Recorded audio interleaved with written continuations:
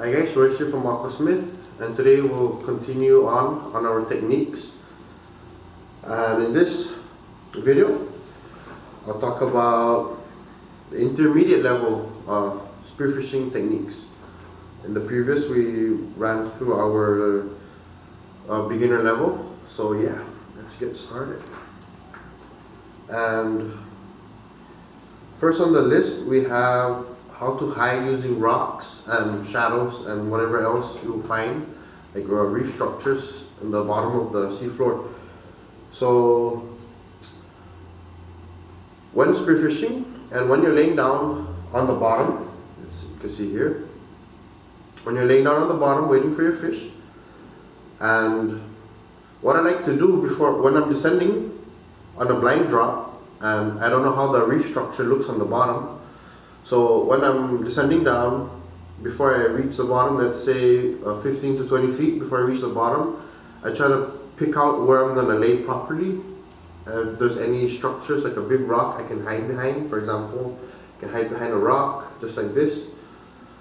So that's what I do before I reach the bottom of the seafloor.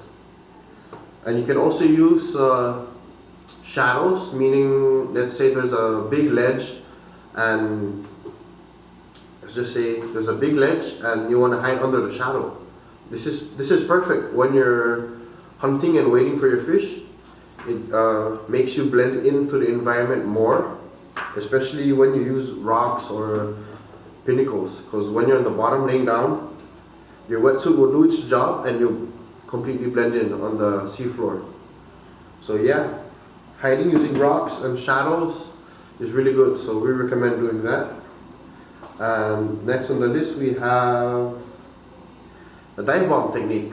And for this technique, when you're doing your dive bomb, you wanna, the most important part is when you're on the surface. Let's say this is the surface of the water, right?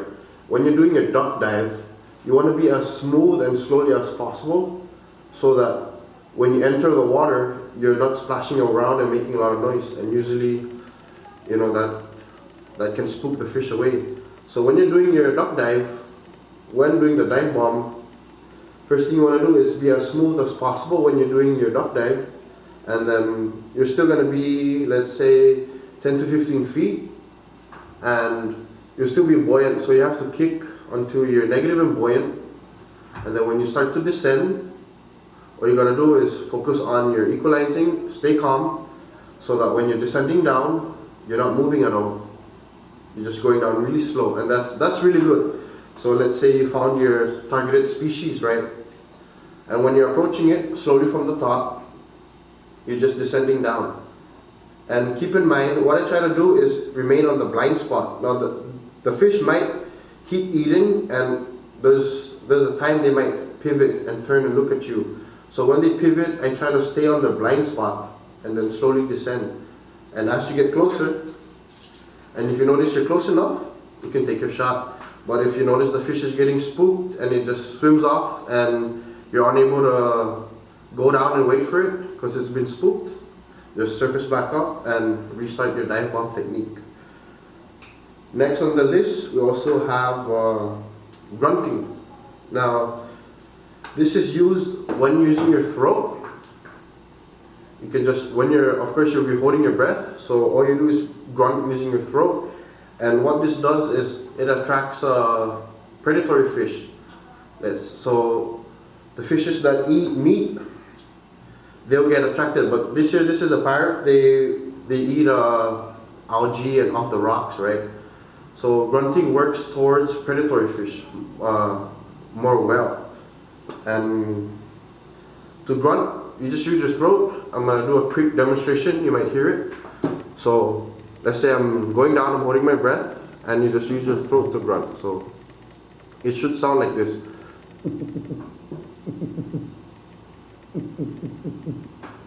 And when you're grunting, you don't want to keep it too consistent. So you might want to grunt like 3 times, pause and wait, and do your sanding or wait for a while.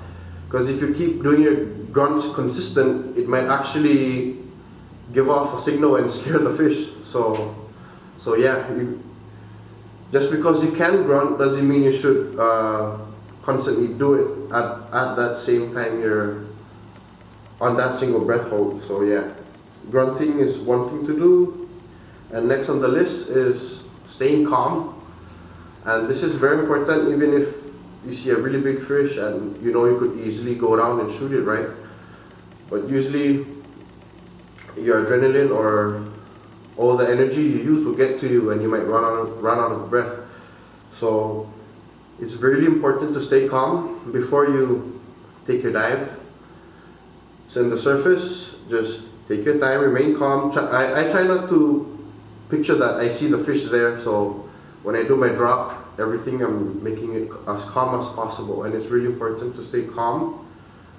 Take your time, take your breath, and once you're ready, you can go ahead, take your drop, and go down to your fish.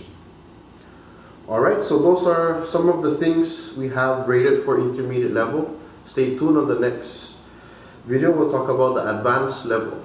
Alright guys, thanks.